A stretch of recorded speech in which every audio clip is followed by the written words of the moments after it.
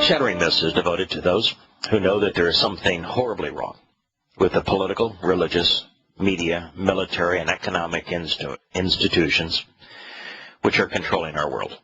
We realize that they are the problem, and therefore repopulating them with those of different ideologies cannot be the solution. Our mission is to look behind the headlines, to know who is perpetrating the tragedies that are besieging our planet, because based upon this plague of adverse influences, we have at most 15 years before the collapse of the world as we know it. As a result of this plague, which cannot be stopped, in our second hour we're going to engage God on his terms, through evidence and reason, since his guidance regarding his covenant provides the only reliable escape. Our phone number for those who would like to participate in this discussion is toll-free, 877-300-7645. I'd like to begin with some housekeeping issues and some cleaning up some things that we had said in a prior program, as well as to introduce a couple of emails that were responding to things that we talked about in yesterday's program. Jim, a listener from a long time, wrote, apparently he was speaking of that shark attack and what would you do if somebody was dangling their foot off of a kayak and they were being besieged by a shark. You know, would you go off and risk your life by swimming in bloody water with a circling shark to rescue a person that you did not know who was behaving in a manner that was not particularly smart? Well, Jim wrote, apparently shark attacks are surging in Hawaii. Well, actually, I think there were somewhere around 12 shark attacks this year in Hawaii, so if that's a surge, then yes, there are sharks that live in the ocean. And as a result of this surge in shark attacks to something around, 12 this year, the Hawaiians have launched, in conjunction with the U.S. government, a 2-year study to figure out why sharks are attacking. Maybe because they're hungry. Well, of course, dangling one's foot, Jim wrote, over a kayak while fishing has nothing to do with it. Yes, you see, sharks are wired. They're literally wired to detect electrical anomalies in the water. There's an electrical discharge that a fish or a mammal gives off when they appear to be in distress. And, you know, it's pretty hard to hide the fact that a fish with a hook in its mouth that is being dragged through the water in a direction that it does not want to go would be sending off such signals. And if the shark is responding to such signals, as the fisherman with the wounded, injured, captured fish on the line dangles his foot off the side of a kayak, he is likely to get bitten. So we certainly need that study. Just speaking of the change that I have witnessed while driving, people's driving behavior across country, I received this letter from Dan yesterday. He says, I'm writing to confirm your police state experience on the way back to California. I've been making frequent road trips between New York and Alabama. I noticed a negative difference in the general attitude of highway patrol and regular police beginning in August, particularly in the South. Boy, this is exactly what I recognized.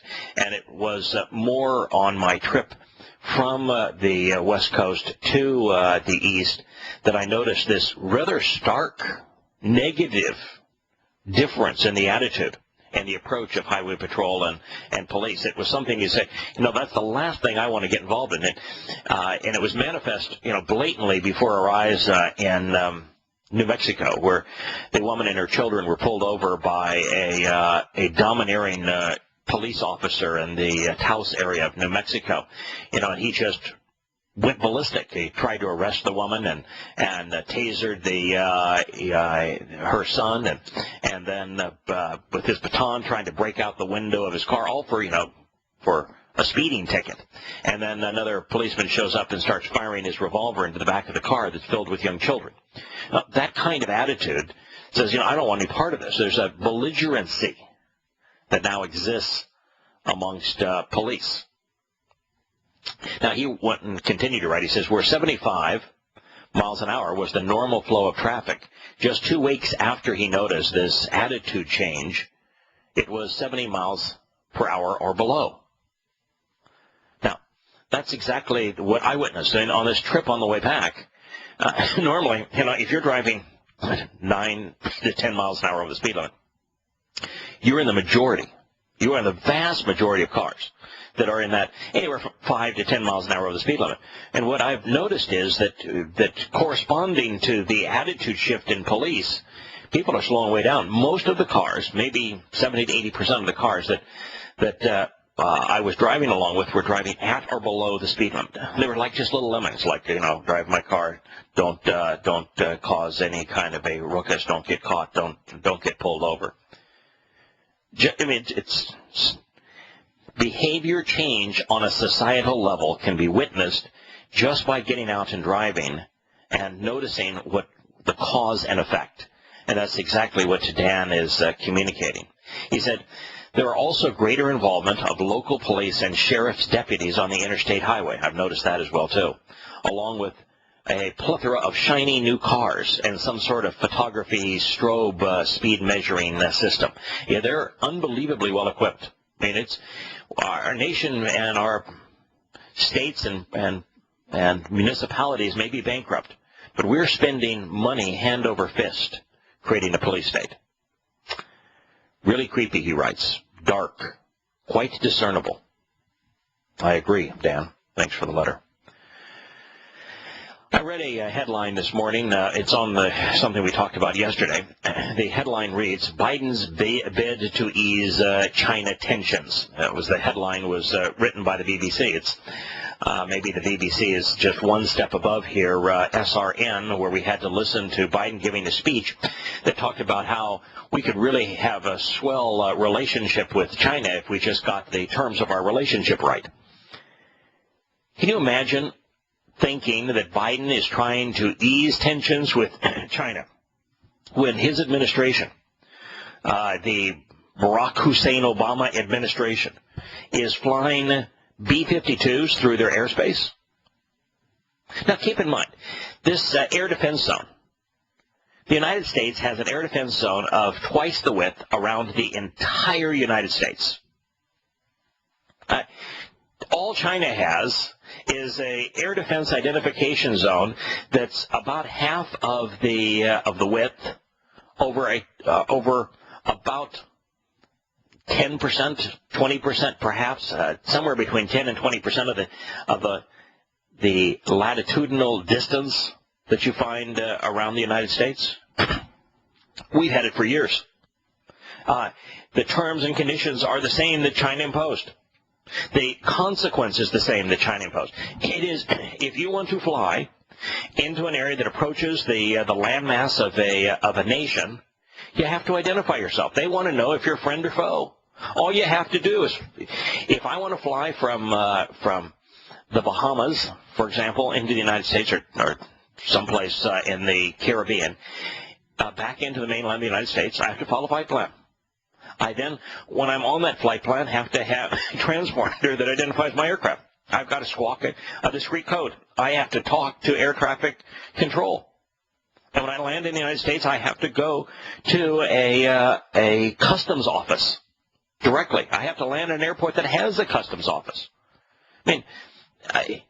These are the rules. And we have an air defense zone around Washington, D.C.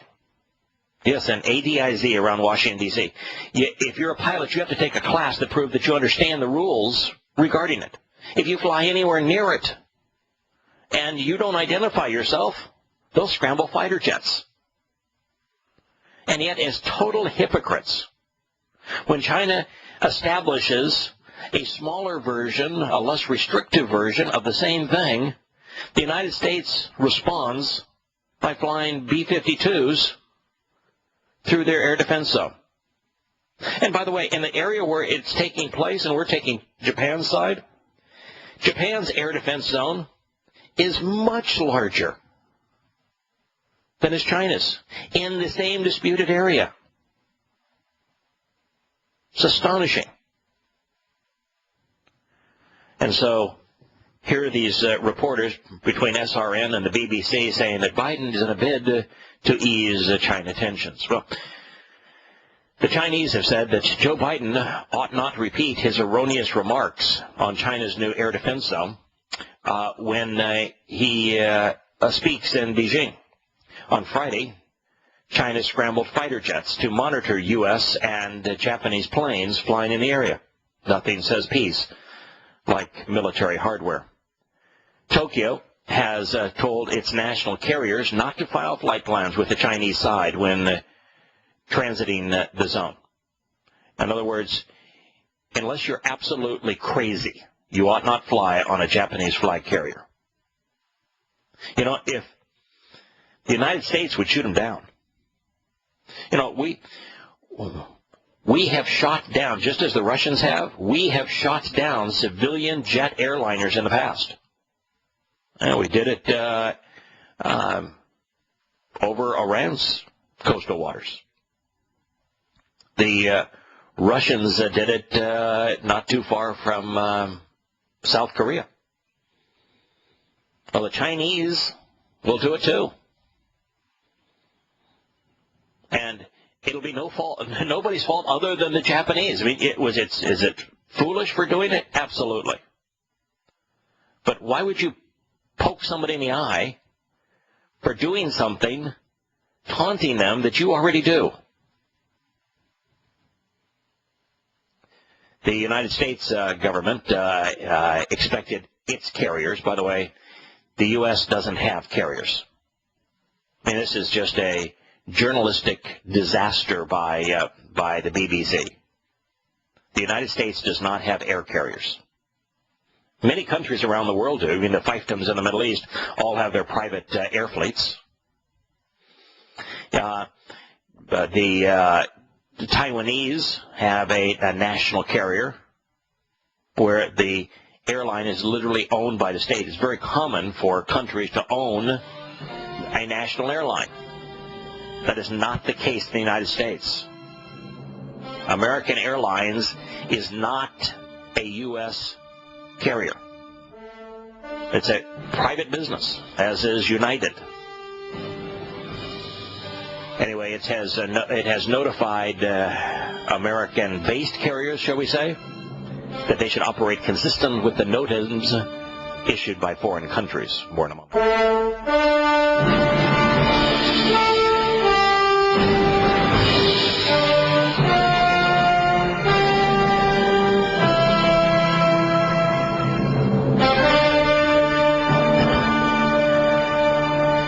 Yes, indeed. The United States has told air carriers that you really ought to obey the NOTAMs issued by foreign countries. A NOTAM is a notices to airmen. This air defense identification zone is not a military kind of thing. It's a notice to airmen to identify yourself by A, filing a flight plan, and B, talking to the authorities that control that airspace. On Wednesday, Chinese state military criticized Mr. Biden's comments. If the United States is truly committed to lowering tensions in the region, it must first stop acquiescing to Tokyo's dangerous brinkmanship. And that's true. What Tokyo was saying is we're going to fly Japanese carriers through the air identification zone, and we're not going to comply with any of the NOTAMs, in which we're going to subject our passengers and crews and our aircraft to being trailed by fighter jets. That is dangerous brinkmanship, particularly when Japan has a similar air identification zone. In fact, it's even larger. It added that Mr. Biden should simply repeat the U.S.'s previous, that he should not simply repeat the U.S.'s previous erroneous and one-sided remarks. That's true. The United States used to represent a breath of fresh air. They're one of the few places in the world where at least some semblance of truth was communicated and that which was moral and legitimate and rational and logical emanated. And now we are a source of erroneous, one-sided propagandist remarks. Chinese Defense Military spokesman Zheng Yongxing said this week that the zone, quote, is not aimed at any specific country or target, and it certainly does not constitute a threat towards any country or region, end quote. And the same would be said about the air identification zones, air defense identification zones, ADIZ, of most countries in the world. China's military is fully capable, however, of exercising effective control over the zone, Mr. Ging added. Well, you know, it's as if this administration wants world war. And it has taunted the Russians. It has taunted the Chinese. It has taunted Team Islam. What is this administration trying to achieve if it's not world war? Why would you threaten to do such things, militarily be provocative in this way? I mean, this is not an isolated incident regarding China. And Obama has said that he no longer wants America warring in the Islamic world or against Islam and wants to reposition and has begun repositioning American military assets in the Pacific to constrain China. That was his big change we can believe in. Well, his change was moving the emphasis out of the Islamic world and positioning it towards China. And now he's flying bombers through the air defense zone. And this after he pushed the U.S. Navy into positions around Syria so that it would have to fly cruise missiles and bombers over the Russian fleet to bomb a Russian ally in Syria, not recognizing that doing so would be a catalyst to world war. Yesterday we talked about the Iranian coup, the ability of Iran to outsmart the Obama administration, get everything that they wanted and give up nothing in return. Well, in a speech yesterday, Iran stated emphatically that it will not dismantle any of its nuclear facilities as part of an effort to reach a long-term agreement to limit its nuclear development, Iranian President Hassan Rouhani said. His interview was published in the Financial Times. Asked during the interview if dismantling Iran's nuclear facilities was a red line to quote the Obama threat in Syria, Rouhani said 100%. Rouhani's statements are likely not to sit well with Israeli Prime Minister Benjamin Netanyahu, who has said that any long-term agreement with Iran over its nuclear development must lead to dismantling of the country's nuclear capability. Actually, CNN, the opposite is true. This is precisely what Benjamin Netanyahu told the world who didn't want to listen. And this message is consistent with what the United States negotiated, so it should not be surprised as well. And most of the world will simply yawn. Another deal was written by those in control that push us ever closer to world war. We'll be back in a moment.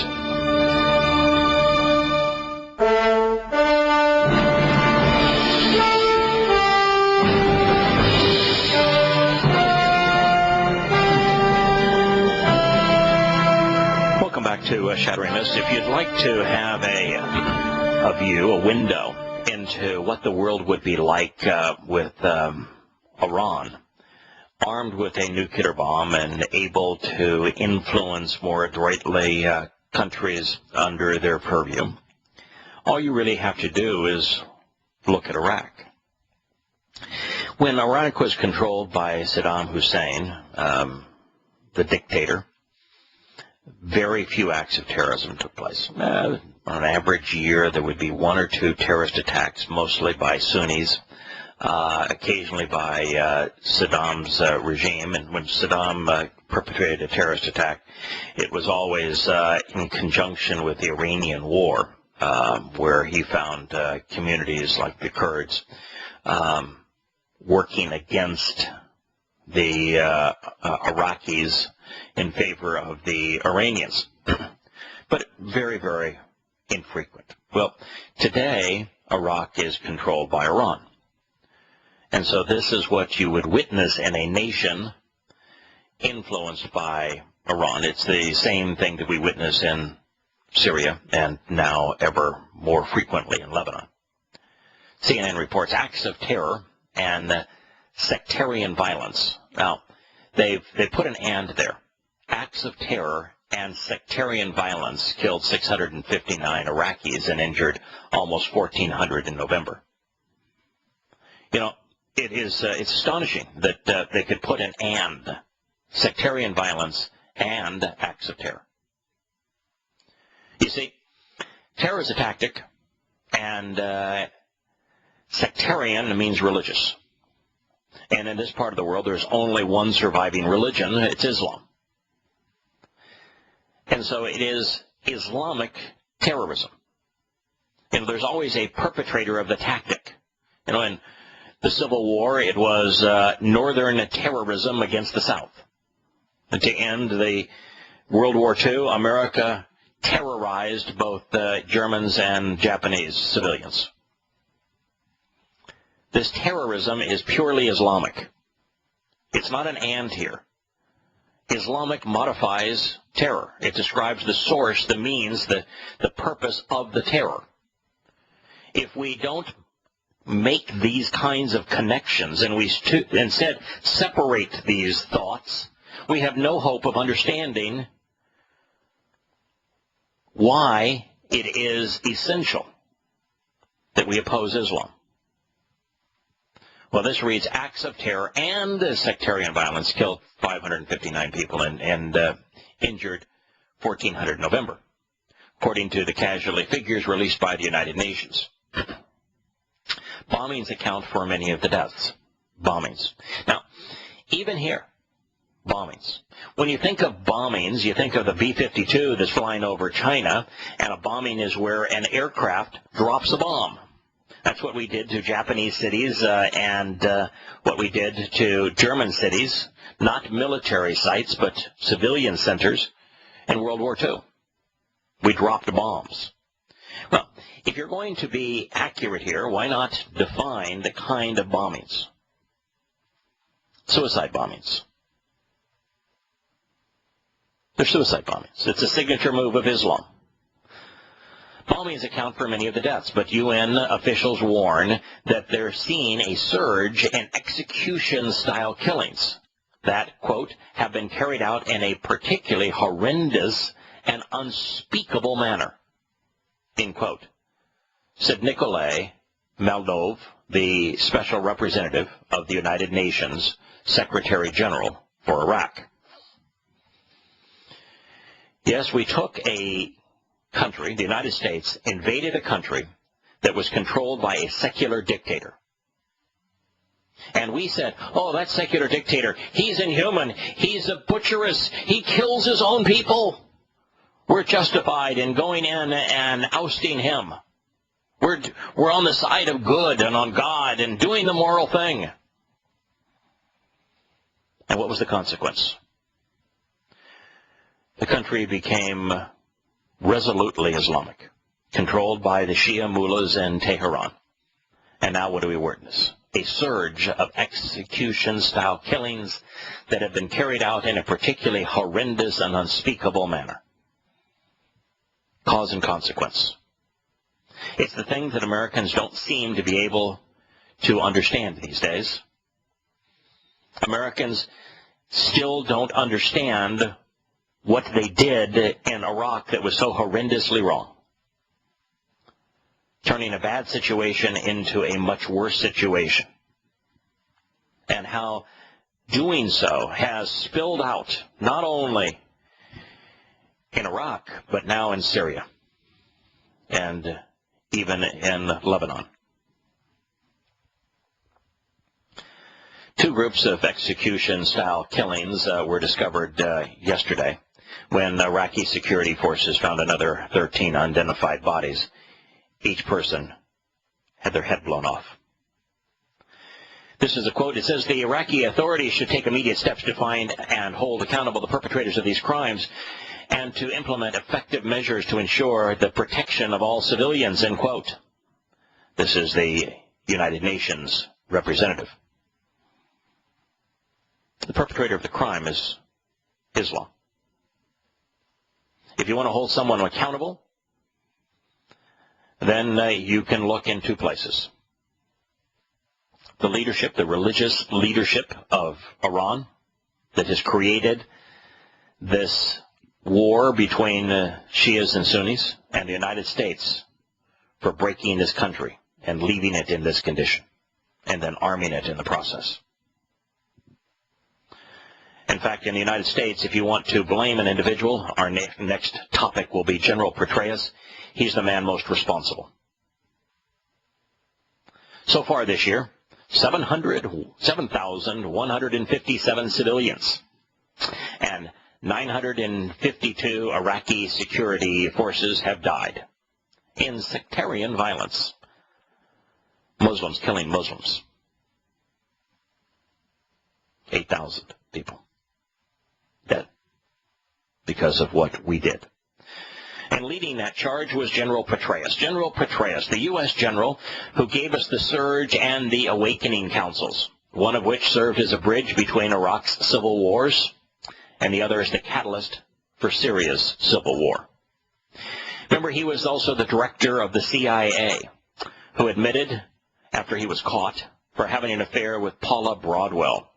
Paula was the author of his biography called All In, The Education of General David Petraeus.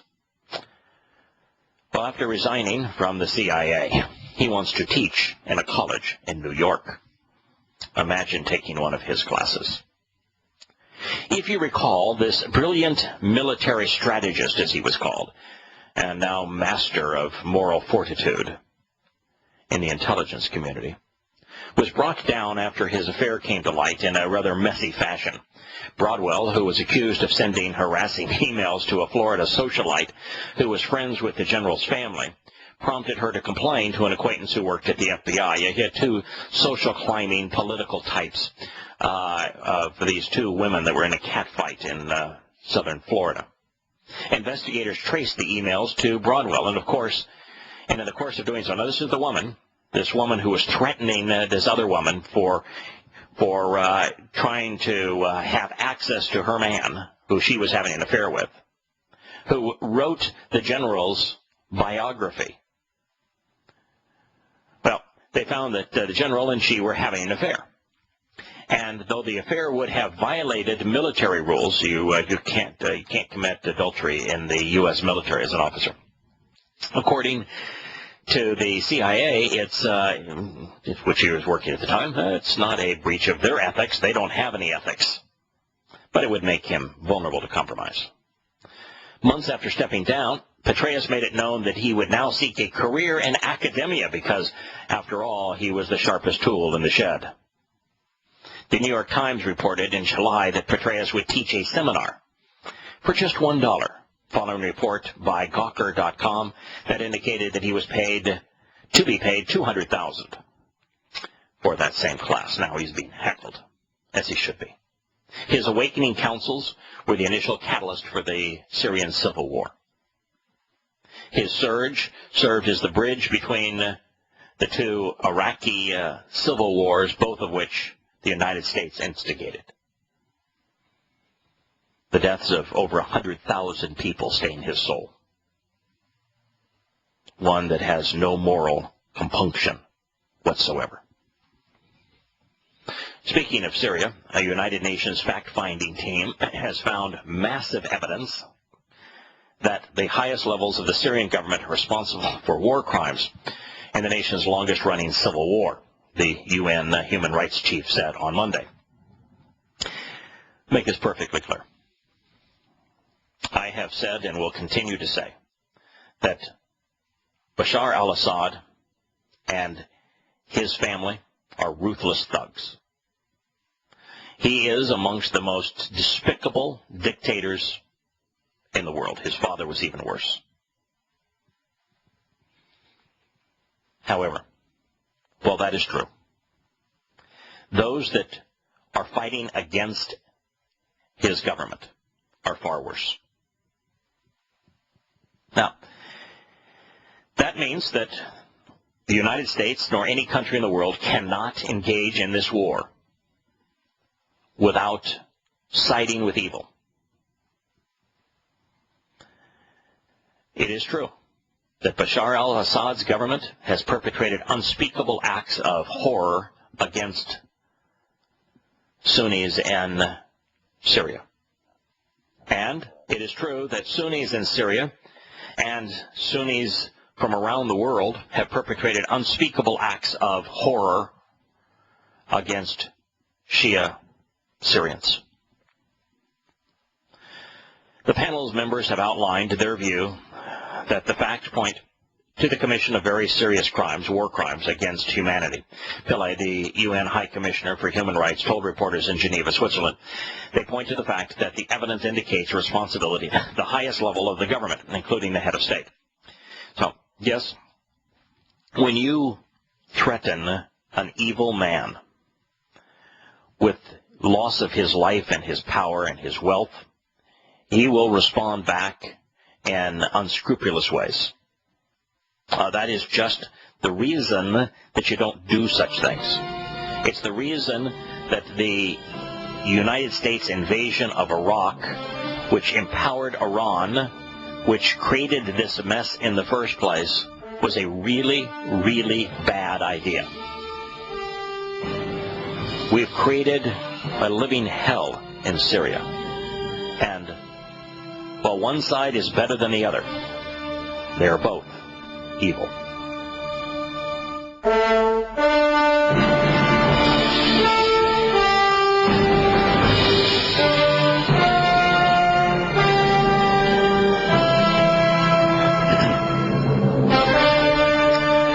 Pillay, who is the spokesperson for the United Nations, has said that the evidence shows that the rebels have committed a vast array of war crimes as well. And she pointed to the fact that the majority of the deaths, more than 100,000 since the Civil War began in 2011, all as a direct result of America's invasion of Iraq, are from, quote, unlawful attacks with conventional weapons, not from chemical weapons, which have gotten much more attention in recent months because of the idiocy of the President of the United States. The presence of chemical weapons inspectors has not stopped the influx of conventional weapons into Syria's civil war.